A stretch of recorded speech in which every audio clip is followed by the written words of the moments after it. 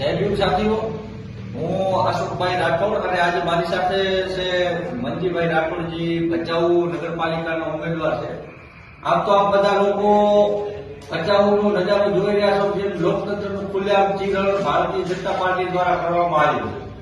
અને એવા માહોલ વચ્ચે એક તટસ્થ આંબેડકરવાદી બાબા સાહેબ આંબેડકરની વિચારધારાથી છેલ્લા 2 દાયકાઓથી સંકળાયેલ હોય એવા મારા મોટા ભાઈ મંજીભાઈ રાઠોડ આ માહોલની અંદર જો ભચાઉમાં ટકી રહ્યા હોય તો એ વાત નક્કી છે કે ખરેખર લોકતંત્રને મજબૂત બનાવવાના ઈરાદે ખરેખર વિના કોઈ ભય, વિના કોઈ ડર, વિના કોઈ સંકોચે આપ દલિત સમાજના મારા તમામ ભાઈઓ, મારા સાથીદારો ભચાઉના એમને વિનંતી કરું છું કે ક્યાંક ને ક્યાંક મંજીભાઈ એકલા ન પડે એનું ધ્યાન તમારે રાખવાનું છે.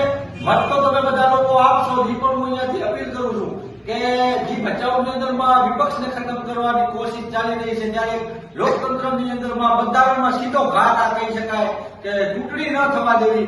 એટલે હજી પણ આપણા કને એક ટકાઉ અને મજબૂત ઉમેદવાર ભચાઉની અંદરમાં મારા ભાઈ મંજીભાઈ છે. તો ભચાઉ દલિત સમાજને હું અહીંયાથી રિક્વેસ્ટ કરું છું, વિનંતી કરું છું કે એક આંબેડકરવાદી હારી ન જાય એની તમારે ધ્યાન રાખવાની છે. એક આંબેડકરવાદી થાકે નહીં, આવતો આંબેડકરવાદી થાકે નહીં, પણ સમાજ અંદર પૂરો સપોર્ટ આપે અને ખુલીને બહાર આવે. બાકી કોઈ એવા એરિયા ગેરિયા નથી કે એની કોઈ ઓકાત નથી કે બાબા સાહેબ આંબેડકરને માનનારા લોકોને ડરાવી શકે. એટલે હું તમામ આપને વિનંતી કરું છું કે મંજીભાઈને જંગી બહુમતીથી જીતાડીને એમને સાથ સહકાર આપો અને એક મજબૂત વિપક્ષ તરીકે મંજીભાઈ હર હંમેશ ભચાઉની સેવામાં રહેશે એવી હું તમને ખાતરી આપું છું. જય ભીમ, જય ભીમ.